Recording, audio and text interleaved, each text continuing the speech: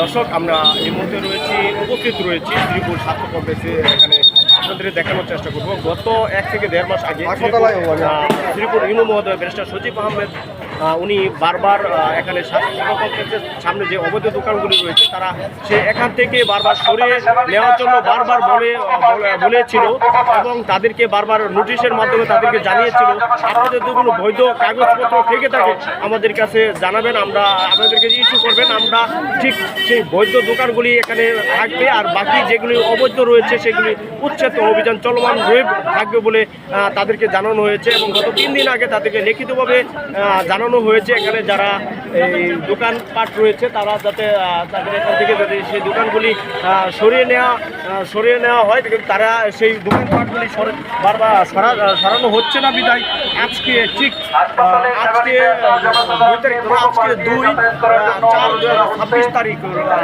রোজ বৃহস্পতিবার সেই ইউনো মহোদয়ের নেতৃত্বে শ্রীপুর ম্যাজিস্ট্রেটের নেতৃত্বে সেই দোকানপাটগুলি এখান থেকে অপসারণ করা হচ্ছে বলে আমাদেরকে জানিয়েছে। তার শ্রীপুর স্বাস্থ্য কমপ্লেক্স থেকে সরাসরি আপনাদের দেখানোর চেষ্টা করছি। নবায়ন করা হয়েছে। এখন আমরা গত বছর আবেদন করেছি, সেই আবেদনের ব্যাপারে চূড়ান্ত কোনো সিদ্ধান্ত এখনও জেলা পরিষদ দেয়নি, যার কারণে আমরা এই অংশটি উচ্ছেদ করতে আজকে উচ্ছেদ করছি। আমরা অপেক্ষায় আছি জেলা পরিষদ থেকে আমরা জানতে পারবো, সিদ্ধান্ত পাবো যে আসলে এই দোকানগুলো কি আসলে তাদের লিজগুলো কি তারা কন্টিনিউ করবে কিনা। যদি কন্টিনিউ করে সেক্ষেত্রে আলাদা বিষয়, যদি কন্টিনিউ না করে তাহলে আমরা এতটুকু এই অংশটুকু আমরা উচ্ছেদ করবো। জি, আমরা যতটুকু যাচ্ছি আজকে মধ্যে পুরোটা পরিষ্কার করে ফেলবেন কিনা, না তাদেরকে সময় দিবেন? না, পরিষ্কার আমরা করে ফেলবো এবং এখানে আমরা এরপরে বিউটিফিকেশনের আমরা পৌরসভার পক্ষ থেকে বিউটিফিকেশনের ব্যবস্থাপনা করা হবে। এখানে আজকে কোন প্রশাসন এখানে উপস্থিত রয়েছে?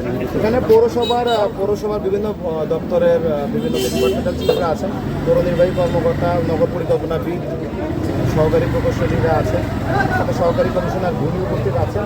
এছাড়া আমাদের উপজেলার আনসার সদস্য, স্বেচ্ছাসেবকরা, আমার কনজারভেন্সি সুপারভাইজার আছেন, উনিও এখানে অবস্থান করছেন। এছাড়া পল্লী বিদ্যুৎ আমাদেরকে সহায়তা করতেছেন এই বিদ্যুৎ কানেকশনগুলোকে অপসারণের জন্য।